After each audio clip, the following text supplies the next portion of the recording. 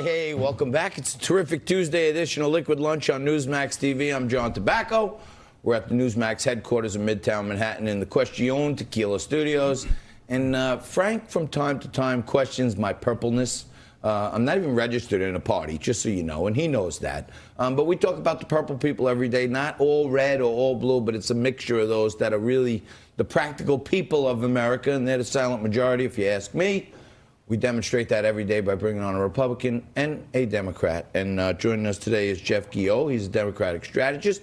He's a founding partner of Millennial Strategies, and they focus on coming up with ways for companies to retain young millennials and make them keep working and contribute to economic development. That's exactly right.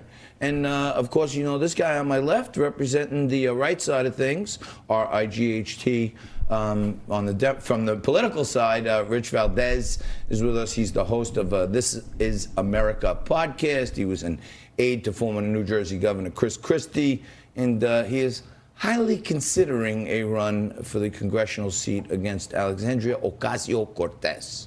So, guys, thank you for joining us today. You bet. This is an easy show to do in these times because you don't need writers. You got Trump. He's like a one-man show. Let's take a look at this clip of him last night riling it up in North Carolina, still talking about the wall. Unemployment among Hispanic Americans, where we're doing really well. You know why? Because they want a strong border. They want it because they understand the border better than anybody. They want that strong border. They want that wall that's being built right now. So there's a lot of stories out there that the wall's not being built. And what do you think? I know the money's been allocated and appropriated for. What you just saw was a riff from the Donald Trump Greatest Hits album. We have seen this performance over and over and over again. It's been done about as many times as Freebird has, where he goes to these kind of like Temple of Doom barbecues and talks about building the wall. And it's a great way to rile up the 38% of America that still likes the president and make what is ultimately an empty promise on a pretty terrible piece of public policy. So let me ask you this. Before we go to Rich Valdes, I always like to try to be informed, especially on numbers, because it gets binary for me. The left is always saying, I'm not calling you the left, but on the left-wing media, it's always 38. He's at a ceiling of 38, plus minus 2 points, so maybe 40, right?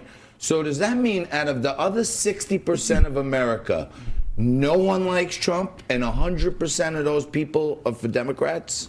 I think those when they numbers say ceiling, that means that only his base is there for him, and 60% of America will not one of them will vote for him. I think when people get tuned into the 2020 election, that number is going to shift a little bit. I mean, in reality, we're such a polarized society that you're not going to see these Ronald Reagan runaway landslides in presidential elections anymore. It's going to be tight, regardless of who wins the Democratic nomination. Folks are going to shift, but when it comes to folks who remain diehards in his base that aren't going anywhere, that are immovable, that number is usually around 38%. Folks, no matter what he says, no matter what incendiary comment he says, no matter what bad policy comes out, they're there no matter what. And Rich, I don't know, I'll take 40% in the bag going into it when you need to technically get to 51, but you know, we're talking about how he's running the same play from the Greatest Hits. If you run a play and it works, you just run it again until Donald the other Trump team stops it. That's how I look at it. Is the president of the United States. He is. He is. So the only poll, right? Breaking news. The only poll that matters is the polls that actually elected him in 2016. So 38%, this percent, that percent. I think he's proved, and we've seen it time and time again, that the media is incredibly biased. So I would take everything with a grain of salt. Now, in terms of the wall, I think we see video after video of more and more sections of this wall and secure fencing being built. I actually spoke with Mark Morgan last night, the acting commissioner of Customs and Border Protection, and he went over the last 90 days. There's been a tremendous amount of development with building more border wall. Not only the president winning in court so that he could transfer funds that were already allocated to the executive branch, but more so the reduction that we've had in illegal border crossings as a result of the president putting the right team in place. Okay, well, the president is a tough act to follow, but if he's in North Carolina, it's not just to rant about the wall. He's down there for a reason. There's a big redo in the congressional elections down there. And here's what he had to say about the Trump GOP versus the Dems. Republicans believe that every life is a sacred gift of God.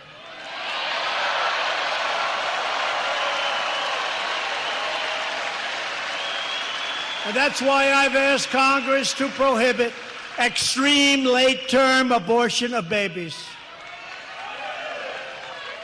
Democrats are now the party of high taxes, high crime, open borders, late-term abortion, intolerance, and division. The Republican Party is the party for all Americans and American values. Last thought.